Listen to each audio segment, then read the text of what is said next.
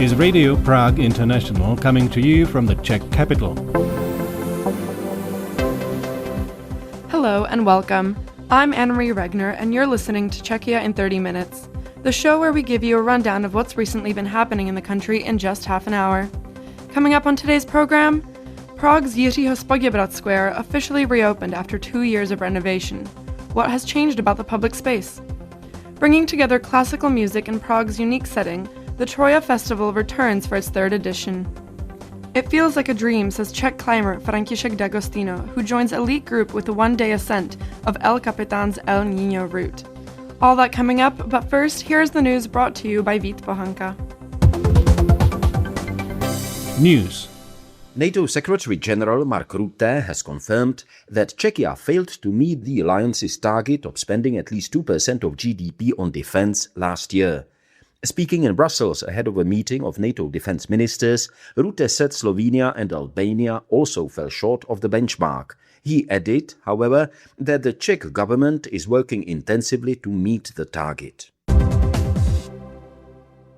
The Czech government has proposed stricter rules for the sale of kratom, including raising the minimum purchase age from 18 to 21 and banning online sales. Prime Minister Andrej Babiš from the ANO party said the proposal would also introduce an excise tax on the substance and move it from the reduced to the standard VAT rate. Kratom has been legally available in Czechia under strict regulation since last November, when it was classified as a psychomodulatory substance. It is currently sold only in licensed specialist shops and to adults. Hundreds of employees at public Czech television and Czech radio will stage a one-day warning strike on the 22nd of June to protest the government's plan to replace license fees with state budget funding. Organizers said the strike would affect most television and radio channels, but would not disrupt news coverage or other core public service obligations. The government-approved proposal would reduce the broadcasters' combined funding by about 1.4 billion Czech crowns, or roughly 15%. Czech television and Czech radio have warned the cuts would lead to reduced program production and hundreds of job losses. The heads of the Czech public universities called on the government to reconsider its plan to replace license fees with state budget funding for Czech television and Czech radio. In an open letter to Prime Minister Andrej Babiš from the ANO party, the country's university leaders said public service media need independent and predictable funding to maintain the quality of their educational and science outreach programs. They warned that the planned 15% reduction in funding would undermine activities that contribute to public education, scientific literacy, and the Czech Republic's long-term competitiveness. The weather will be mostly sunny with daytime highs from 26 to 31 degrees Celsius. Prague's Jiřího Poděbrad Square officially reopened on Wednesday following a major renovation lasting 2 years. Officials say around 170 trees have been added to the well-known public space, but critics say it is not green enough. Ian Willoughby went to check it out.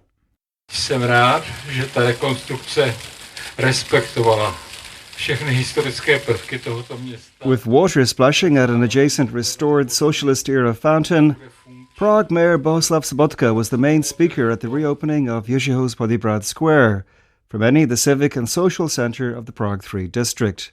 It had been closed since January 2024 for a thorough renovation project that had been discussed for decades. And metal hoarding covering what was a large construction site only disappeared this week. Petr Hlaváček is a deputy mayor of the Czech capital. My major feeling is that it's coming back to the people. There is some comments about the dimension of this paved area, but it has certain reason. You can see today that it's fully occupied by the stands, and I suppose that it is going to be serious as such occasions.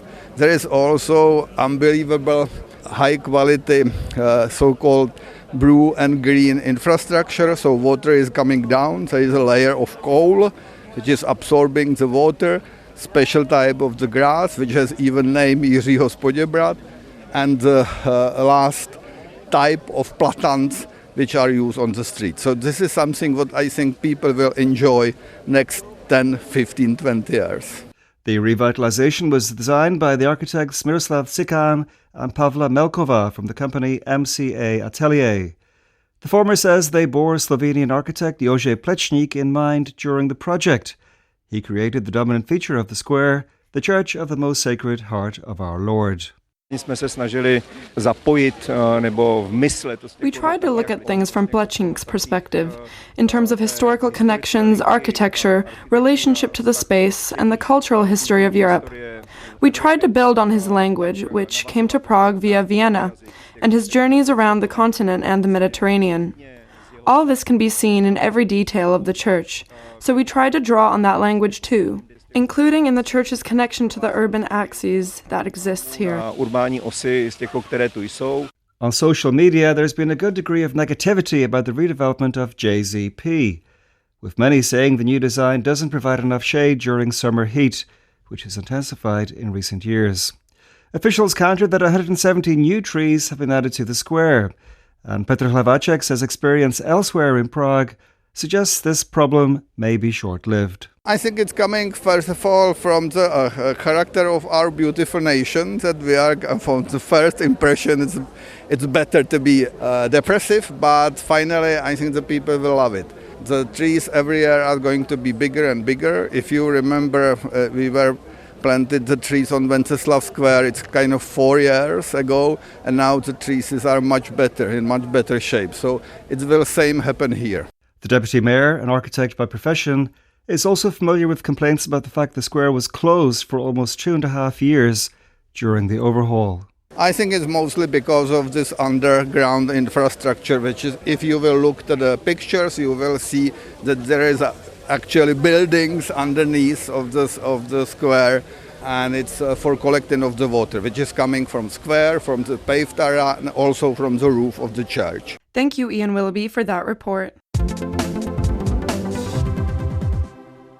Classical music and unusual venues will come together in Prague's Troja district from Thursday as the Troja Festival returns for its 3rd edition.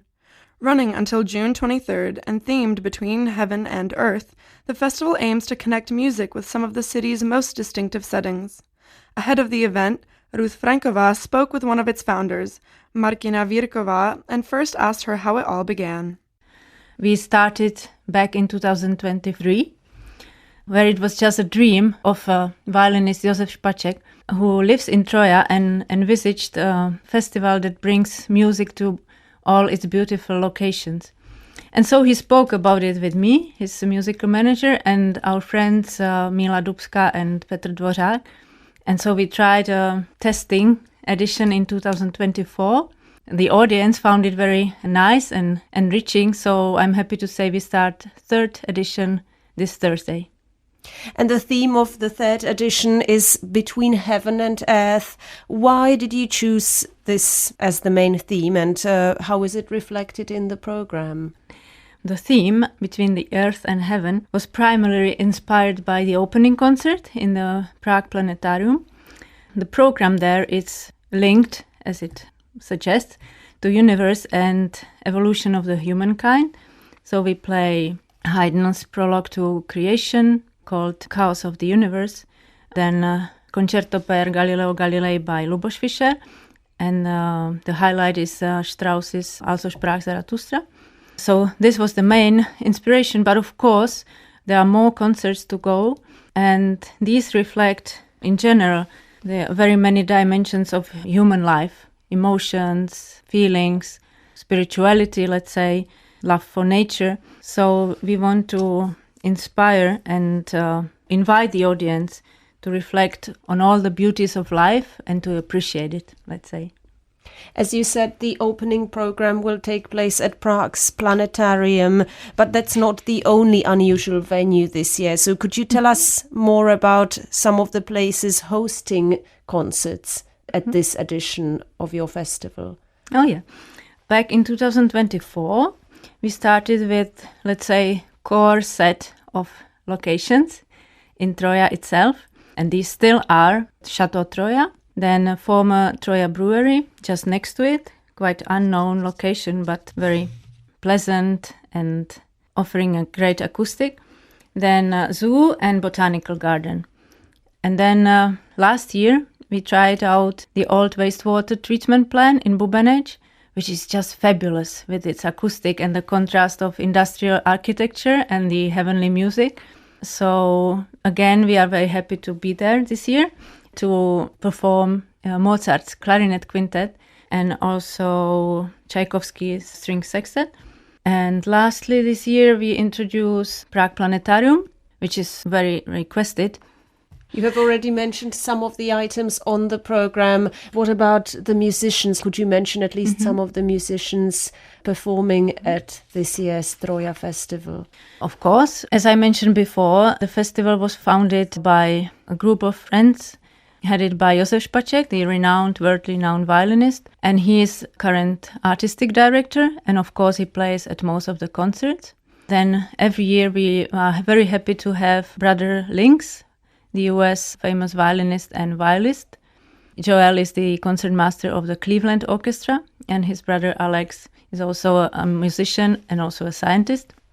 We can look forward to Eva Krestová, Jana Boušková, Dutch cellist Harriet Craig. Among the pianists, we must mention Denis Kožuchin and Lukáš Vondráček. And there are many more, all of them our great friends and gorgeous musicians.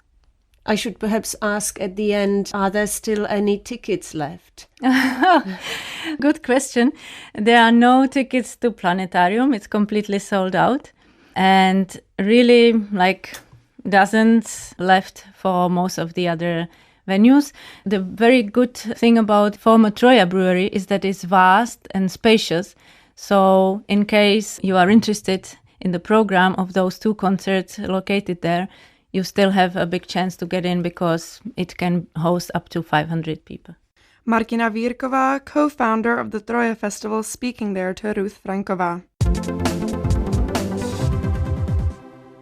A reminder that you're with Czechia in 30 minutes, a half hour of news, current affairs, and interesting stories brought to you by Radio Prague International. Finally, get ready for our exciting feature. Brought to you by Ruth Franková.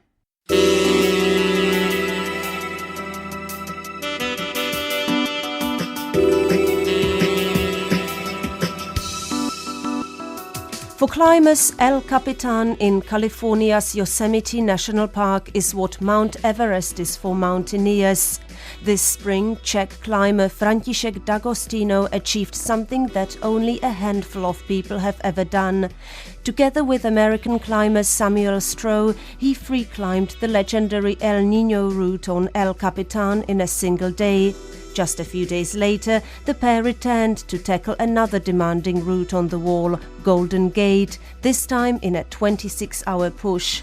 Upon his return from Yosemite, I met with D'Agostino to talk about the experience, the challenges of big wall climbing, and his plans for the future.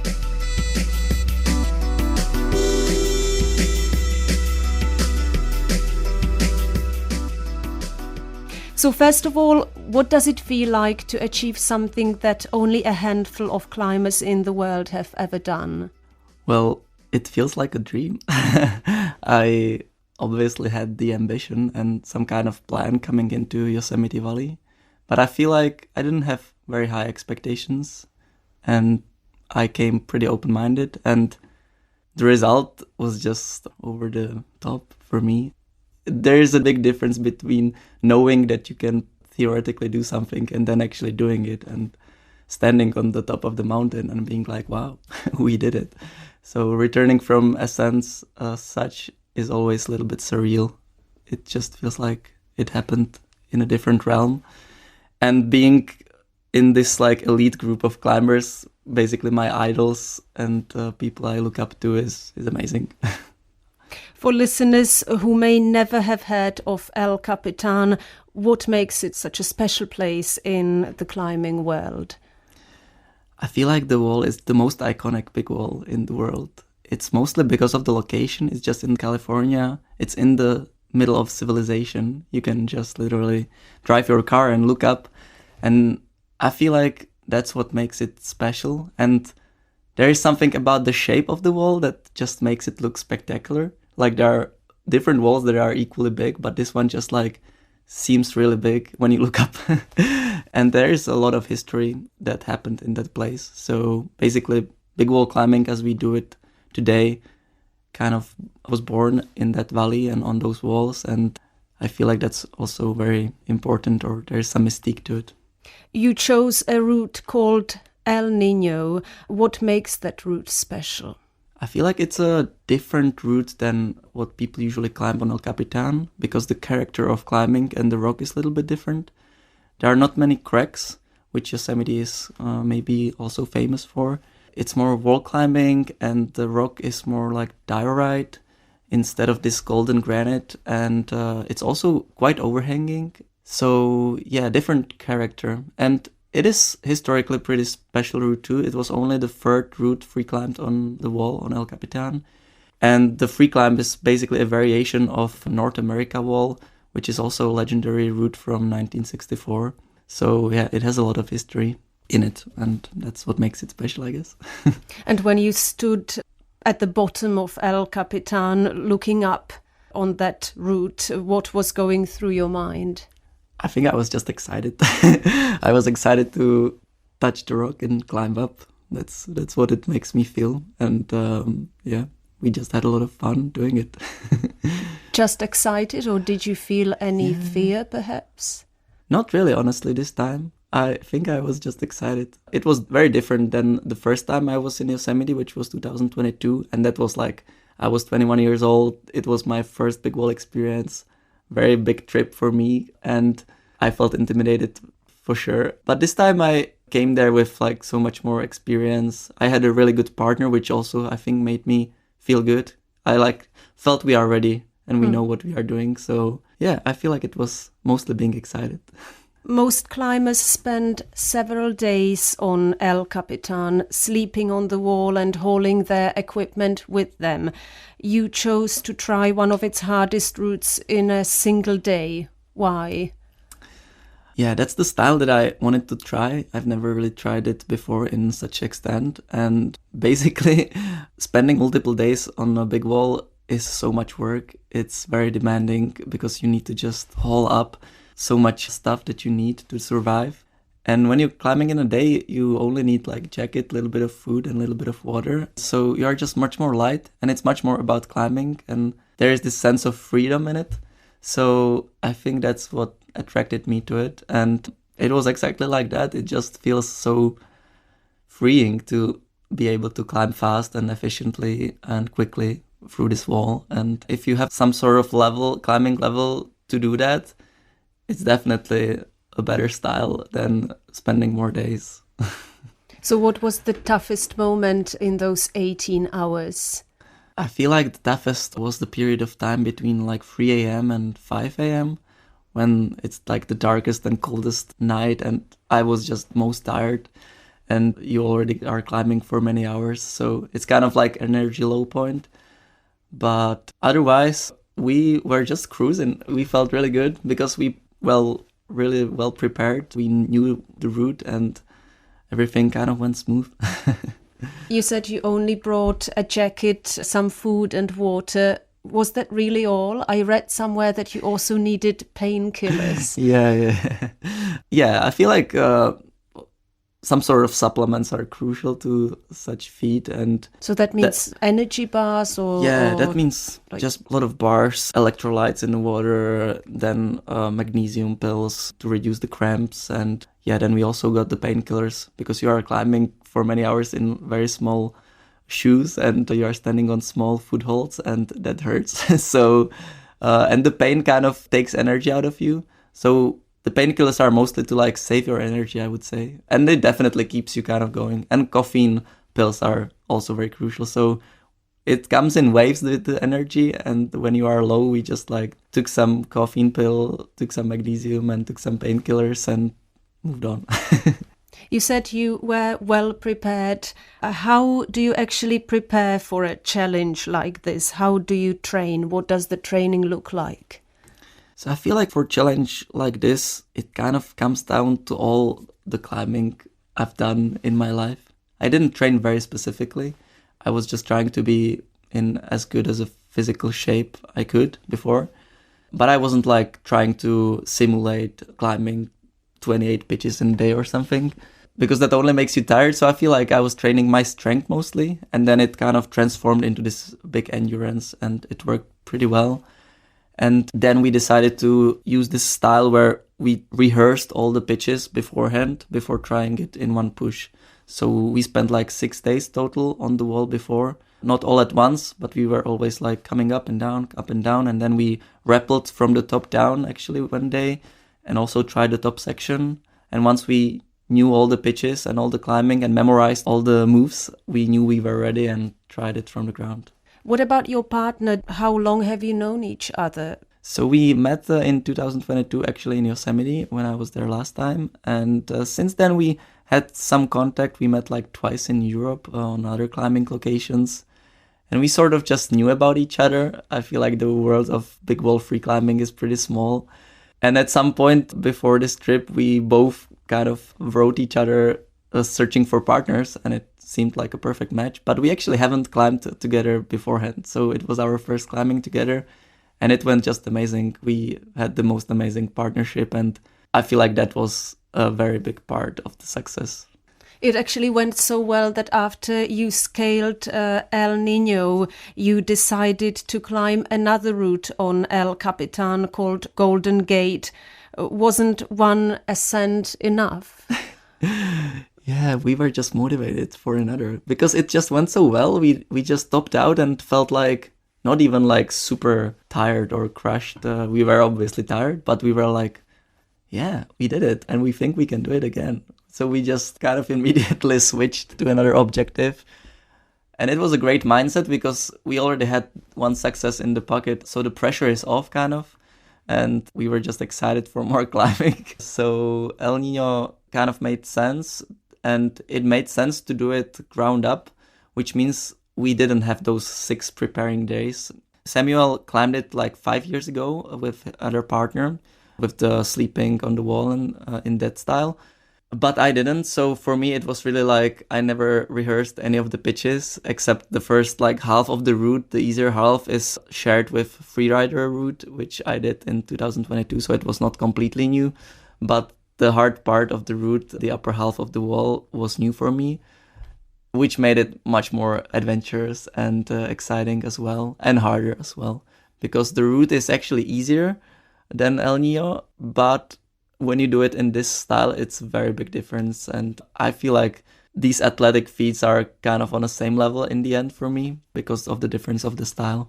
But if I understand it correctly, this second route is longer, isn't it? It's much longer, yeah. So it took you 26 hours, if I'm not mistaken? Yes, which was crazy. And it took more time because, we always, all the crux pitches, which are the hardest sections of the wall, we needed to kind of climb through first, rehearse them, figure out how to climb them, and then give a try. So it takes more time, and we were the first party up that route that season, so there was nothing to help us, kind of. So that obviously took more time, and the goal was to do it within 24 hours, but we got stuck on the very last hard pitch, which was like, 120 meters below the top. But we got stuck, and we ended up climbing it on our 5th try, completely exhausted and out of it. So it was just more epic because in El Nino in the sand we actually haven't took almost any falls. We just climbed everything. All the hardest pitches we pretty much climbed on the first try. So that was the difference. And it's so much longer. I underestimated that because the wall is 900 meters tall, but there are so many down climbs and traverses, climbing to the side and climbing down. So that makes almost 1,200 meters of climbing in the end, so it's very long. Was there a moment during that second climb when you thought that you might actually not make it? Yeah, definitely. On that last pitch, I was fighting very hard, and in my mind I was definitely like, I'm not gonna give up, I'm not gonna leave here without doing it. But then I still fell, and then Samuel ascended, and at that point it was clear that he would not kind of come back and support me on more tries. So I just knew I had this one last try. I either free climb to the anchor where he was, or I fall and we just go to the top and only he would send. So at that point, I was like, okay, now it's just decided and all that is left is to try. And I kind of found my peace in that mindset because I made peace finally with the possibility of not doing it, which was a very strong moment. And then I did it. But it was like unbelievable. There was also a photographer and we were all just like looking at each other in disbelief that we did it. Yeah. So I understand I asked about training, but it's not only about physical training, it's very much also about your mindset and about being strong in your mind. Yeah, very much. I would say climbing generally is a lot about the head game, but climbing big walls is even more so. I would say more than 50%. So you are kind of like exceeding your physical limits and just trying to overcome everything. And the mindset is crucial in that. I feel like from my experience, the body doesn't really have a limit until your mind is still kind of like focused and motivated. So if you want it hard enough, the body can do incredible things. So I guess maybe that's what I'm good at. I'm not that strong of a climber, but I want it very much. I know you have recently become a father. You are also a student at the University of Applied Arts here in Prague. How do climbing, family life and art fit together? I would say hardly. I would say I'm just living multiple lives at once, and sometimes it's very chaotic and I'm always late or something. But it's at the same time very beautiful and I enjoy it. But I don't know how I do it. I'm just dealing with consequences of my actions, I guess. I decided I want to have a family and that I want to be a young father. And I'm happy with it. It's a big gift into my life. What is it about climbing that keeps bringing you back? I feel like it makes me feel the best in my body and in my mind. It's just the most effortless state of being for me. When I'm climbing, I kind of switch off everything and I don't need to think about anything else. It kind of brings me into this present moment, and that's what I'm addicted to, I would say. Yeah, it's just very pure and elusive also, so you need to keep chasing it. So that's what makes me climb. What do those recent achievements mean for your future? Would you like to do climbing professionally? Yeah, definitely. I definitely hope so, that this gives me a good position to become a professional climber, which since I'm climbing all the time would make sense because I'm not planning to stop doing that, either being a professional climber or not. So being a professional climber would make it more easy for me. And Yosemite is definitely the place where climbers from all over the world come to prove themselves. And it's the biggest stage that everybody is watching. So I'm very happy that the trip ended up this way and that now I can maybe like use these successes for my future climbing career. And after this experience in the Yosemite, what's the next dream? Oh, there are many. My dreams are now aimed towards the big mountains, Patagonia or Karakoram in Pakistan. Basically bringing these skills that I gained climbing smaller rocks in more controlled environment and bringing that skill into the big mountains where there are so many factors that you cannot really influence. Seems thrilling to me. So I would say there is my future in climbing and my ambition. František D'Agostino, thank you very much for coming. Thank you very much for having me. From me, Anna-Marie Regner, thank you for listening to Radio Prague International, and goodbye.